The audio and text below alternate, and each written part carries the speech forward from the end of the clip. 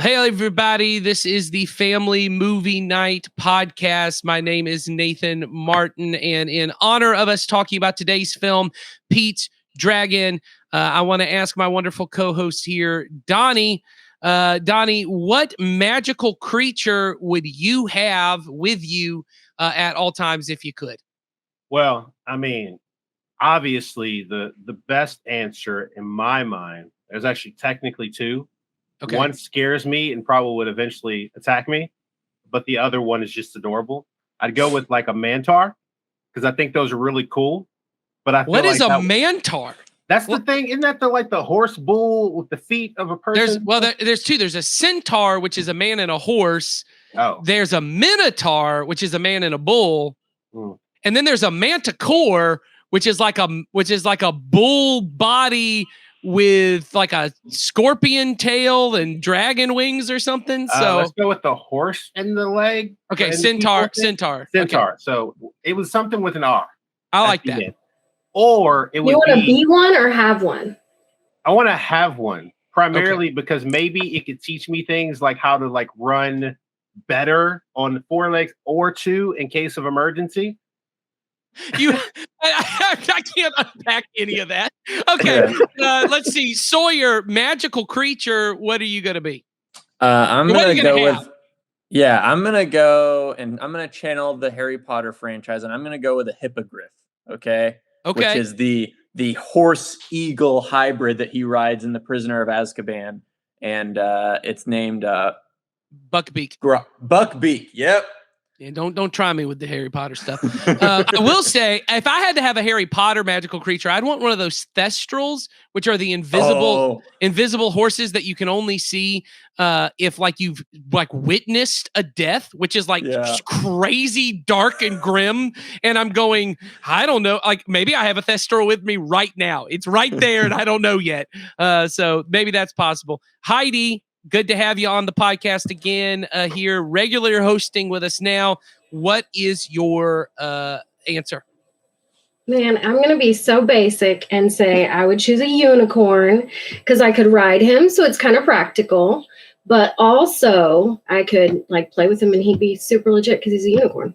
That's true. And depending on like what universe you live in, maybe he can talk and tell you all sorts of different kinds of stuff. And in the Harry Potter universe, if you ever decide he's annoying, you can kill him, drink unicorn blood. You'll never die. But it is a terrible thing to kill a unicorn. Nathan, that just sounds like a terrible thing. I don't have to be in Harry Potter's universe to not want to kill unicorns. I'm sorry. The terrible thing for the soul of a person to kill a unicorn. With that being said, let's get into today's episode.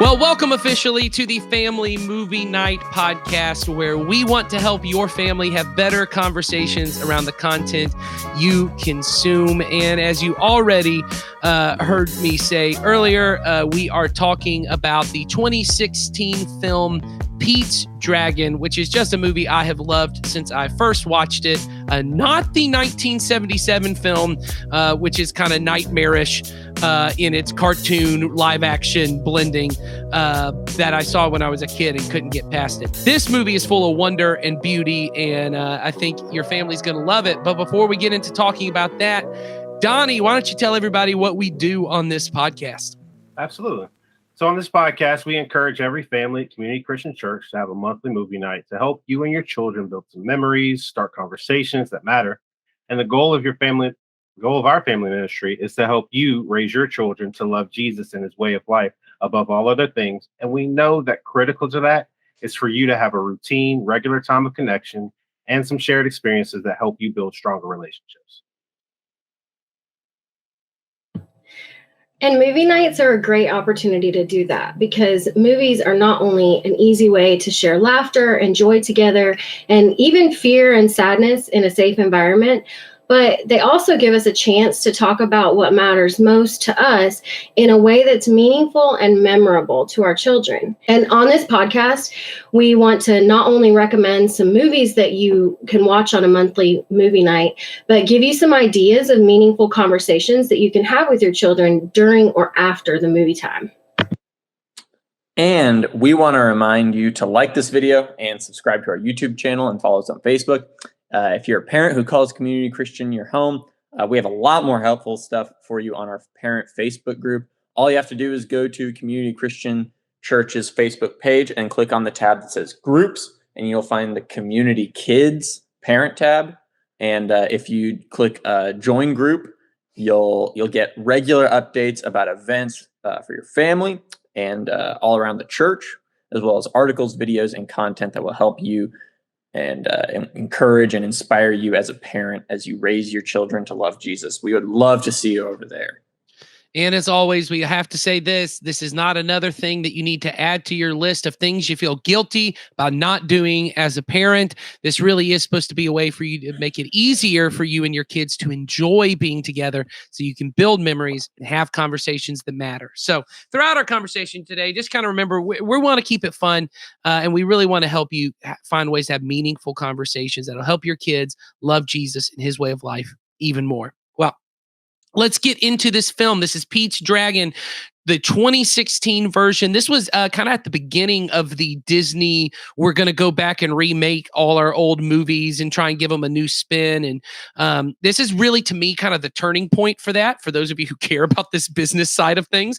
But, they had Maleficent, which is like 2013, 2014, the Angelina Jolie film, which is like, we're going to show you Sleeping Beauty, but from the villain's perspective. And it was a fairly big hit. It garnered a sequel out of that. And then Cinderella, I think, is the one I kind of remember as being the first of like, hey, we're going to do a live action remake, but we're not going to make it a musical. We're going to make it its own thing.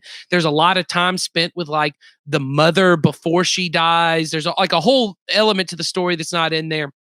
Then they make, sometime around this time, they make Pete's Dragon, which this is, if you haven't seen the 77 version, it's much more comical. The Pete's Dragon, no one else can see Pete's Dragon, if I remember correctly.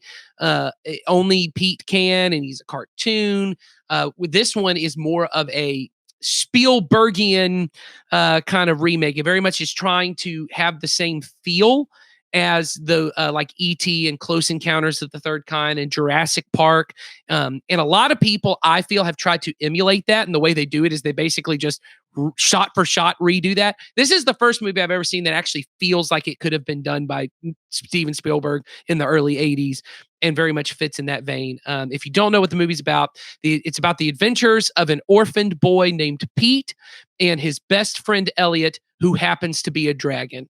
And so Pete, he and his parents at the very first scene of the movie are traveling in a car, and they get in a car wreck. A deer runs out in front of them, and his parents die, and he runs into the wilderness, encounters this dragon named Elliot, and I guess that he names Elliot based on the book he has. And then in the future, about 5 or 6 years later, some people discover Pete in the woods, and adventures ensue. We don't want to give too much into that, but let's just talk about this movie. So let's start this time with Heidi. Heidi, you watched this with your kids, I think you said. Before we get to the themes of the movie, does this movie just work as a fun kind of movie night movie for you and your kids? Yeah, for sure. My kids are 6 and 2, almost 3. And, my 3-year-old actually liked it more than my 6-year-old, which surprised me. But yeah, we really enjoyed it. And it was easy for them to track and, easy for them to follow along, even though it's not a cartoon, which is what they would normally go for. I think a big part of that is, I know for my kids who are similar kind of ages, 5, 6, 7, and 10, the very first thing they said, so you see the dragon pretty early on. That's not a spoiler. You see the dragon almost immediately into the film. And the first thing they said was, that dragon looks like a dog. And I was like, oh yeah, I guess he does. And then he kind of acts like a dog, like in kind of like his playfulness and that kind of stuff. And I said, I get it. But they couldn't get past it. I mean, that dragon looks like a dog. And I was like, yeah, he does. He's got fur like a dog. And I was like, yeah, his face is shaped like a dog. And I was like, okay, yeah. So they were very, and I think it makes it feel cartoony in that sense. Mm-hmm. Yeah, we kept comparing it to our family dog. Like we kept comparing Elliot to our family dog and how, the way he acted and playfulness and how he, looks out for Pete and kind of follows him along wherever he goes. Yeah, he's definitely a super fun character. Well, so one thing I love, I absolutely love this movie. When I watched it, I'll just go ahead and say it. I think I cried 6 times in this movie. Not an exaggeration. One of my daughters who never cries during movies, she never cries in movies, said, "Daddy, I cried in that movie." And I said, "I'm crying right now." This movie's super earnest. What I love about this movie is how sweet it is, how earnest it is. And I said this when we were talking about before we started recording, but it's not trying to be cool. It's not embarrassed about the silly parts of it. So many of kind of like modern movie blockbusters. And I'm a big comic book fan as a kid, I read comic books. I actually had a girl tell me she wouldn't date me because I read comic books. That was because it was so weird and nerdy at the time. Like it was weird at 13 that I was reading. Now everybody talks about comic books. It's not as weird, but every comic book movie now has to apologize through making fun of how weird they're like. You're going to have some big hero moment and then they have to apologize that Spider-Man has webs. And it's like, we're going to make a joke and make fun of it. This movie never makes fun of the fact that there's a dragon. People don't necessarily believe it, but they're like, there's a dragon. He looks like a dog. And that's the world we live in. And that's how kids kind of approach it. They don't approach it with cynicism and sarcasm. And I love that about it. I think this movie is great. Sawyer, what do you think? So I liked parts of this movie. I'm definitely not the target demo is the thing. You're not 3? I'm not 3 and I don't have a 3-year-old. And so I don't slot and something I thought. Well, and you are Mr. Cynicism. This is the first. I really am. Yeah. This is the first podcast I have not cast you as the villain. Partly because you told me beforehand that you really would like to be Karl Urban, and that made me not want to cast you as the villain. But you are the cynical villain of this podcast, so I get that. I get that. That he's like commercialization and all of it. The face of anti-environmentalist. Yes, you're global warming. Yeah, but I'm the anti-climate control kook. There you go. But no, I mean, look. Did I love every aspect of this movie? No, I found parts of it boring. I would probably choose to watch E.T. over this movie every day of the week, but there are things that I actually really love about this movie. I love the design of Elliot. We've gotten that. The visual effects on him are well. He's a dog. He's a dragon that looks like a dog. Exactly, and so there's that. And then I also, and we'll get into it a lot more. I loved Robert Redford's character in this movie. He was. Everything that worked about this movie was on Robert Redford, and he was just phenomenal in it. Did you guys see? So this director, this is one of those guys. His name's David Lowery. I'd watch anything he puts out. He did a movie right after this with Robert Redford called The Old Man and the Gun. And it's a movie about Robert Redford at like 70 robbing banks. It is also just the sweetest, funniest. Like there's nothing cynical or sarcastic. So maybe you won't like that. I don't know. I'm doing it. But if you liked Robert Redford in this movie, you're all about it. It does just remind you that Robert Redford is a movie star in the way that they don't make movie stars anymore. Everything he says is just so instantly tell me more.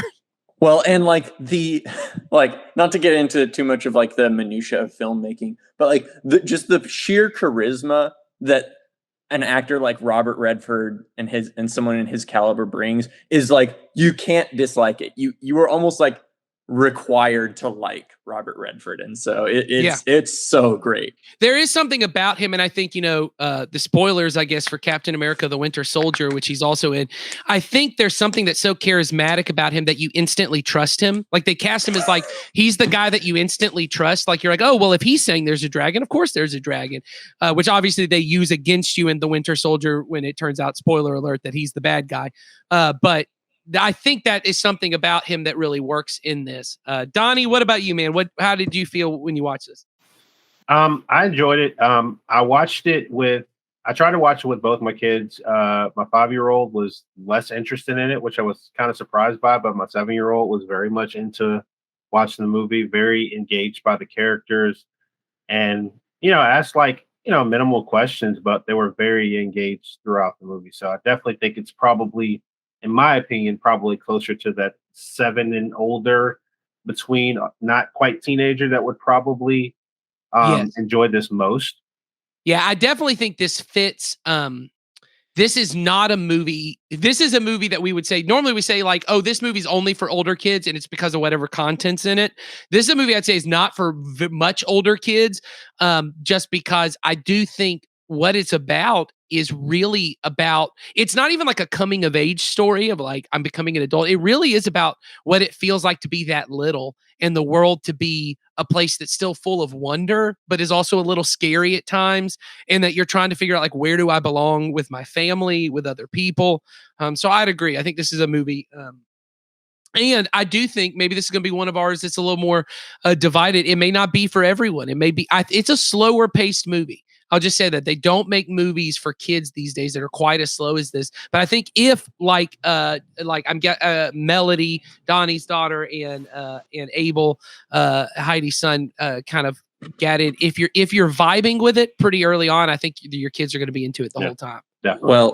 Well, and I would even say to that slow burn effect, it does make the movie, when it decides to pick up, it moves real fast. Yeah. Like I think especially in the final act, like it really like just snaps into gear and it's like we're off to the races.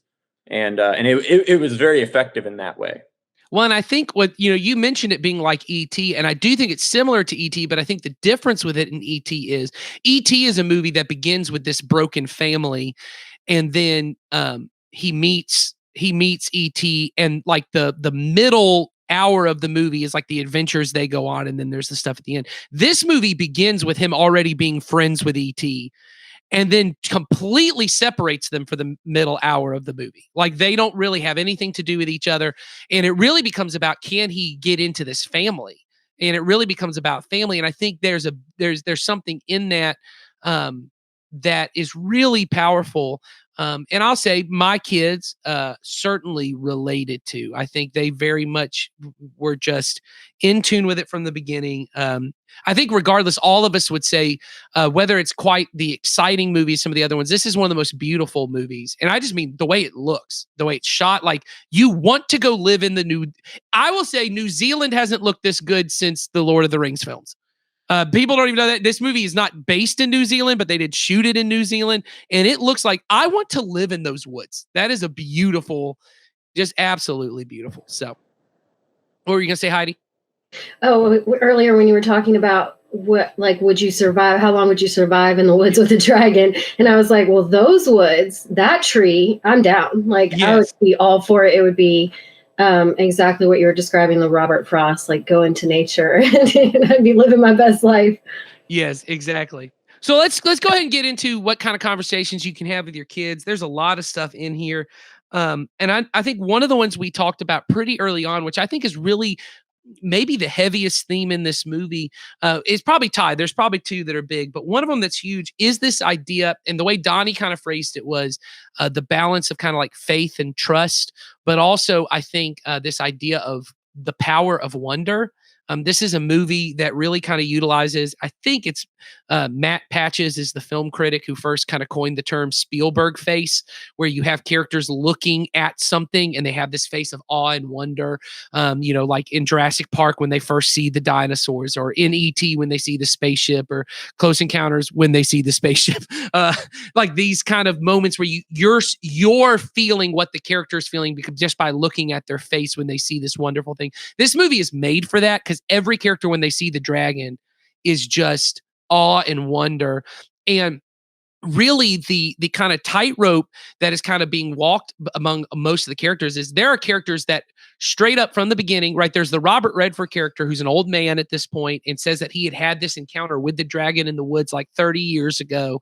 And no one believes him except for this group of little kids that he's always telling the stories to. And he's kind of become the kooky old man that no one believes.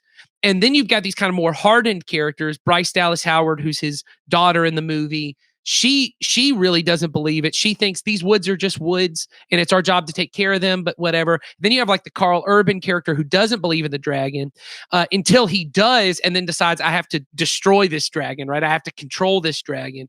But the movie really kind of has this thing, and I said it to my kids at one point, is they said, why won't he just, like, he sees these things that look like a dragon. Why won't he believe that there could be a dragon? Why won't they believe this old man? And I said, there comes a point that when you're little, you're more open to things and you're willing to ask questions about the world. And the older you get, the less likely you are to be open to new things and to ask questions. And I said, we don't want to be those kind of people. That Jesus is inviting us into a kingdom of wonder where God's going to do things we could never believe or accept. And we need to be open and we need to be willing to ask questions and not hold so tightly to the assumptions we have that we miss it. Donnie, you kind of brought this up too. So what was your thought when you wrote down like faith and trust? How does this movie kind of bring up those conversations?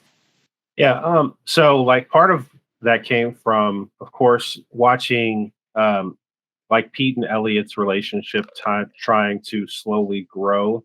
Because like they tell you in the captions, it's a 6-year gap. So right. They've had time to get 6 years from when his parents died, he's in the woods, to when they find him. So 6 years with Elliot.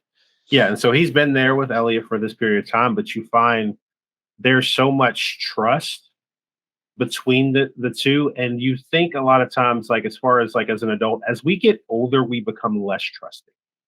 But when we're younger, we tend to have an open world of like, hey, the world is trustworthy. I can trust the things around me and all this, and I'm not as apprehensive to the world. Yes. And I think that balance is so key in how they do this, because like you said, there's different characters. Like you got the grandpa, Robert Redford's character, Lampy, that is very much like, hey, this exists. You just got to believe. And I'm telling you, this is real, and then you have Grace, who's kind of like, and that's the mom, she's kind of like, okay, I want to take care of the forest, but I don't believe there's anything past what I've seen. Right. And so when you have that dynamic of like that faith, because you have to kind of believe not everything that you believe will be visible, because it's just a matter of understanding that there are things, like you kind of alluded to earlier, is that there are things beyond what we can see. There's things that are going to be beyond our own visual belief. It's like you believe in the air around you because you feel it, not because you can see it. Now, if you capture it in something and put some color around it, maybe you think it's swirling. I don't know. But like, that's kind of the idea of that faith and trust, is that you watch how different characters have a different balance of their trust of the world around them. It's like, hey, the trust that Pete has is with Elliot and their relationship. The trust that the grandpa has, Lampy, his is with just the world around him, and he trusts that there's more than what he knows. And then Grace trusts what she can see. She's not it's not that she doesn't believe, but she's like, I haven't seen it. If I see it, I'm open to the idea, but I'm not there yet. So I'm just going to trust that we need to protect what I can't see. Well, and I think it goes to that, that this is the place where I think a lot of believers, a lot of Christians find themselves in, which is, and we'll take this movie just as like a case study of it. It's not that you believe past the evidence, right? It's not that I'm believing in spite of evidence. It's that there is evidence, but I've already chosen my assumptions of how to interpret that evidence. There's this evidence I can't explain, so I'm going to choose how I interpret it. And there is a way that the older you get, you just kind of choose what your assumptions are going to be about the world. And we call it wisdom, right? Right. These are the people who seem wise. They're the people who seem like, well, they're the ones following the evidence. They're the ones doing whatever. And there comes a point where obviously we have to have evidence. Like I've followed Jesus and I have evidence of why I believe it. But I also know, and I think it's Dallas Willard who has this quote where he says that the reason God doesn't just come down and reveal himself to every single person is because of God's love for us and he wants us to have free will. He allows us to choose what we want to be governed by. And if I want to live in a world where there's only coincidences and there's nothing supernatural and there's nothing magical, I want a world I can control and manipulate. God leaves evidence that I can interpret it to say all those things that you're calling evidence of God, that's coincidence, that's whatever. And for many people, that's where I get to. But if I want to live in a world where there is a God who loves me, who is interacting with me in this world, that prayer works and relationship with God works, then there's enough evidence for me to see that. And God's allowing us in our free will to choose what kind of world we want to live in. And you see, in this case, you have the Robert Redford character who's like, I have this evidence of and no one else can see it, but I've had this experience. There's enough evidence for me to say that this thing exists. And obviously in this case, we're talking about a dragon that looks like a dog, but obviously I think that's a good thing to talk to our kids of, and really just trying to say, keep yourself open to wonder, keep yourself open to this idea of there being beauty in the world. And that's really kind of the way that this movie frames it around, is really this kind of nature being this place of wonder, right? All the characters are there certainly is a kind of like environmentalist leaning to the movie, that if that works for you, it worked for me, but if it doesn't work for you, that's okay too, because I think really nature in this case is serving as a device for them to talk about this idea of wonder, because like Donnie already has perfectly encapsulated. You have Bryce Dallas Howard, who sees nature as something to be protected, but she kind of looks at the woods and goes, I know what I'm looking at. These are trees, and this dirt has this, nutritional, this soil has this kind of composition, and I've broken it down. I know what it is.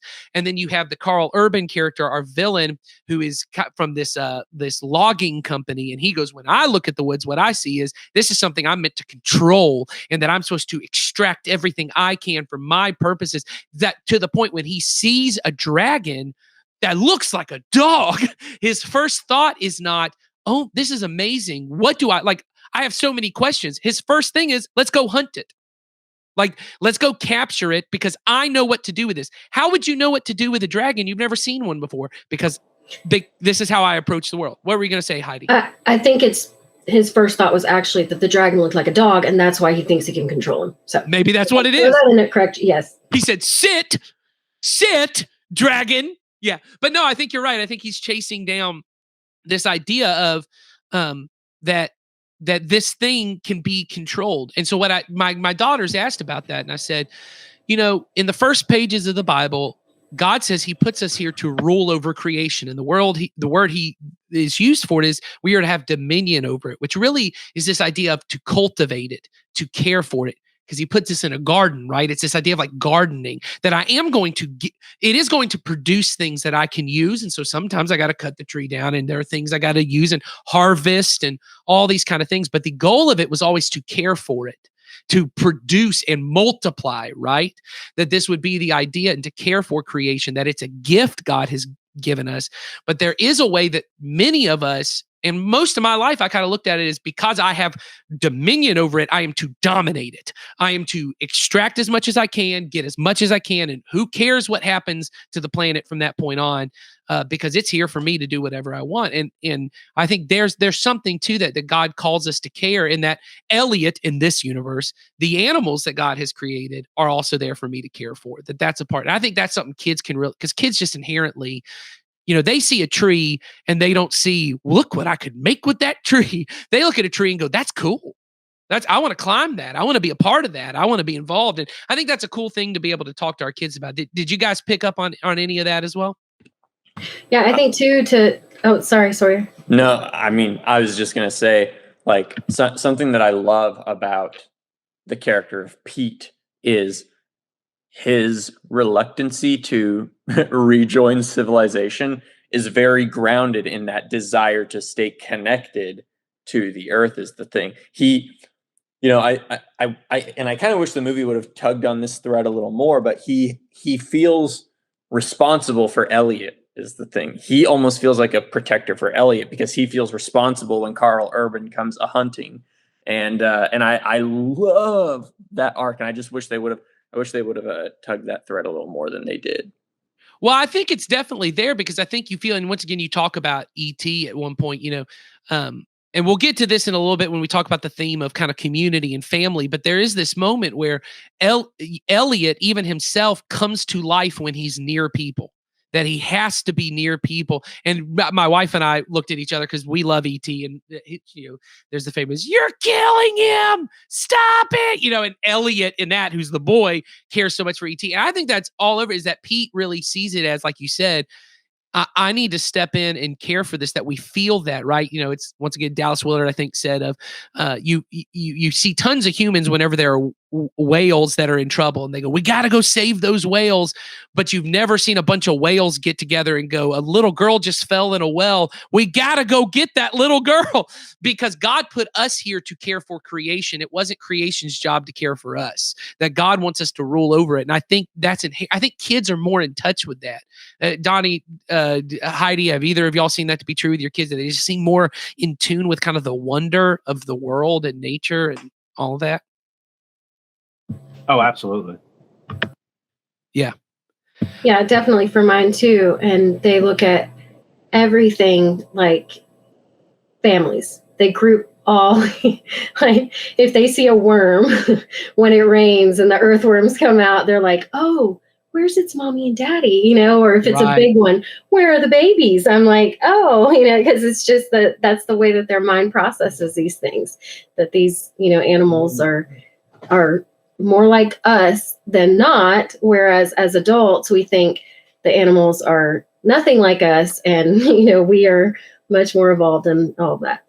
Well, and I think that's what I love about this movie. And I will say I'm probably the one who loves the movie most on this podcast. But I think what I love about it is the way that it forces you as an adult to get into the mind of a child. It is a movie almost made from a child's perspective, the way the movie views things. Because in this movie, in any other movie, the Elliot would be a parent surrogate, right? Because you'll see this in everything. Toy Story. If you don't realize that what Toy Story 1 is about is Woody is Andy's dad and Buzz is the stepdad, and they have to learn how to co-parent and get along together. That's what Toy Story is about. It'll make every movie, all the Toy Story movies, from that clear. Because what Pixar figured out, that all these movies figured out, is parents want the movie to be about them.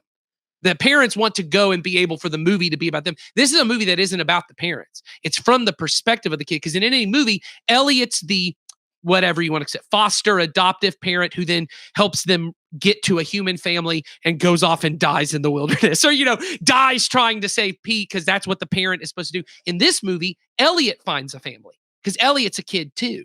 Because Elliot was supposed to have this. And like you said, it's a movie that really forces you to get in this mindset. It's one of my favorite Harry Potter quotes where Dumbledore talks to Harry. It's not in the movies, it's in the books.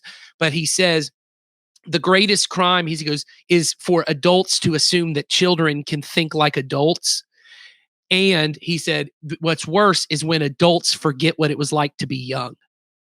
And we so much forget what it was like to see the world through a kid's eyes. And I thought a lot with like Robert Redford sitting there with the kids. And Heidi, you talked about this earlier about like the kids. You go ahead and talk a little about how much the kids just love Robert Redford.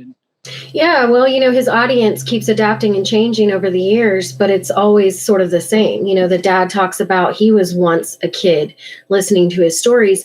And it kind of actually reminded me of the story in the Bible where the blind man, he has this one encounter. He doesn't even actually see him, but he has this one encounter. And from that point forward, he wants to tell everybody about it. And he doesn't go and tell the people who don't want to hear the truth. He says, "You're not going to listen anyway. So I'm just going to go talk to these other people about this amazing encounter I just had." And so it's cool how it's like the older, the grandpa figure, the wise one.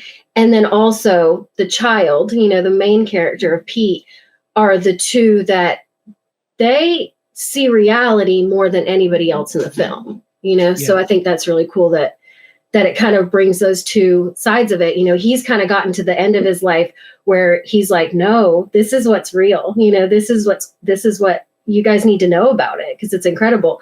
And then Pete, he's that childlike wonder as well, because he's a child. Well, and I think, you mentioned the story of Jesus with the blind man. I love that. The story I kept thinking of when I would see Robert Redford with the kids is just Jesus and the little children, because, my whole life, and I don't know why I had never read it this way, but that Jesus was probably insanely silly, because kids love grown-ups who are silly, who are willing to not take themselves seriously. Before I had kids, I was never good with little kids. I was good with teenagers because I was cynical and sarcastic and I could make jokes. Sarcasm doesn't work with kids because they don't get it. They assume that when you say something, you mean it.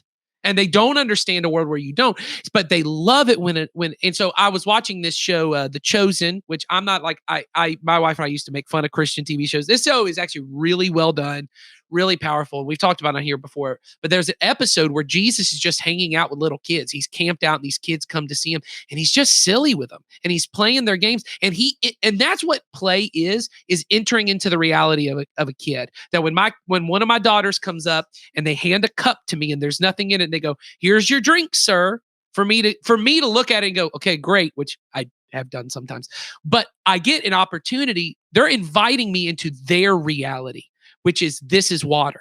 And I get to drink it. And, oh, what else can you do? And I get to engage with them. And I think this movie is doing that. This movie is inviting you into it.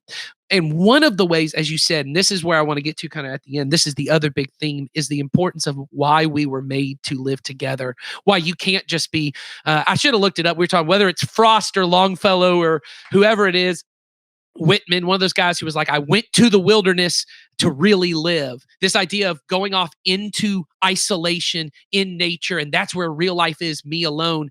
That is not the way God designed us. God designed us to live with one another. And this movie is huge, right? The big dilemma at the end of the movie is Pete going to go off with Elliot to another wilderness, or is he going to live among people? And he says, I have to stay. These are people like me, and I'm made for them, and you're made for this. And then certainly, and you see it all over, is every time Elliot, but not just Elliot, because Bryce Dallas Howard does it too. Anytime a human being touches Elliot that is loving and caring, Elliot's fur changes from this dark green to this very vibrant light green. And it's just this sign that we were made to be near one another. And like you said, though, that's the way kids see the world. They see you two should be together, right? They say that to me all the time. They go, well, she's married to him and he's, like they're just putting people together because they know we're supposed to be in with other people. And I remember saying that to my kids over and over again, is how important it is that we always have people that love us and that we can love and we can serve. Did you guys get that from the movie as well? I mean, did any of that speak to you, or? Go ahead. Yeah, how we thrive in community. And I think that's kind of why, like, at the end, it was such a, such a closure and like a positive ending, because you see, these family connections that they're able to build. And all along the way, they were family, but, he loses his family, and then the two of them are family. And then you see him, develop family. And I think that's a really positive thing for us to point out to our kids, that we might not always have the same our family might not always look the same, but or your family might not, but you can find family anywhere you go. Well, and talk about that a little bit more, Heidi, because you said this thing earlier. I think it's huge. As parents, Elliot and Pete at one point have to separate and kind of find a new family. And how hard that is. I mean, you're the only parent on here who has an adult child who's kind of off in the world and obviously still connected to you, but you talked about it from a different perspective that I think is powerful. Yeah. I just think that our goal as parents should be to help our kids get to a place where they can live a life of fulfillment and joy. And, hopefully through Christ, they find that true fulfillment and joy. And they can do it completely independent from us, whether we're here or not, And so, like Elliot, he's ends up, kind of leaving him and letting Pete find his own family. But then you realize, like, it's not he doesn't go and just be alone, like you said, or go to the woods and die or whatever. Like he goes and he makes his own family too. Donnie, were you going to add something to that? Yeah, because I was thinking about kind of going off with that, but it's also the idea of the community thing. I think there's a certain aspect of like in isolation, we're not as vulnerable, but in community, we are willing to be vulnerable because it's easier to be vulnerable when you have others to share it with. But when you're just by yourself, you're not necessarily being vulnerable. You're just being with your own thoughts, your own feelings. But when you're in community with others, like as soon as like Elliot like Pete is around this family, you see that he doesn't feel like he has to be like in control or any of that. He kind of melts and meshes in with the family and just fills the space that they left for him to occupy.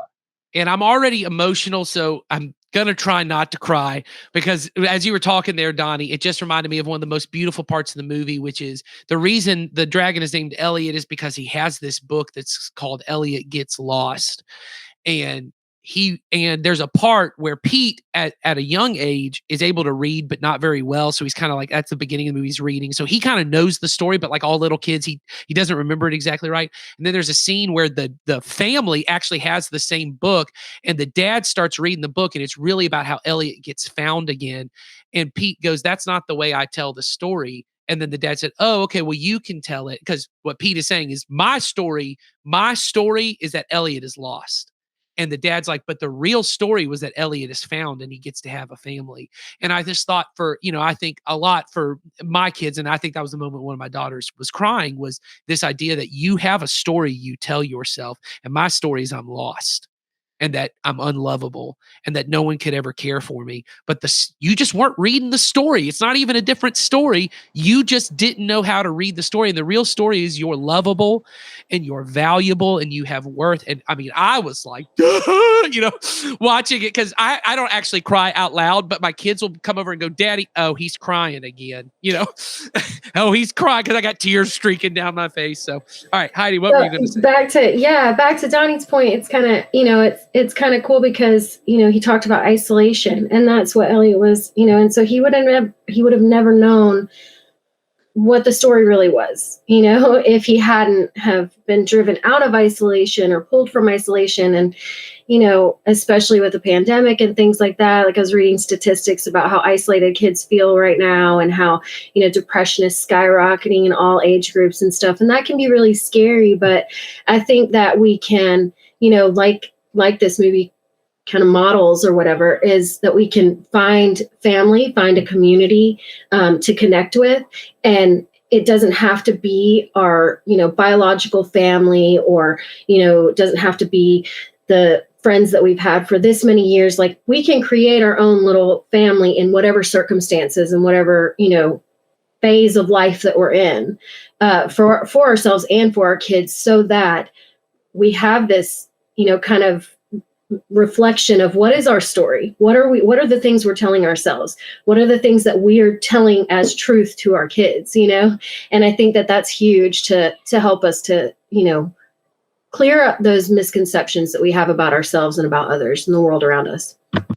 Well, and I think ultimately where we want our kids to get, and I think you're right, Heidi, and hope is that the purpose of our families, and I almost talked about this last week on our Mitchells and the Machines movie discussion, but the purpose of a family is that it would be a model of Christ's love for us and the church, that the church is meant to be my true family. Jesus says it at one point of who's my family. It's those who do the will of God, and that hopefully, from the parent perspective, that I'm a part of the church. And if my kids become part of the church, we get to be, but it's a different kind of family now. And that my family is a part of that, but that I want my kids to know, even if you don't live in the same town as me, wherever you go, there are other believers who can be brothers and sisters for you, and that can be that way for you. And I think that's just a beautiful way that this movie really hits on that. And I think my prayers as we're kind of wrapping this up is I really do hope that a lot of families watch this, and that for parents, they get a chance to try and see the world through the eyes of their kids,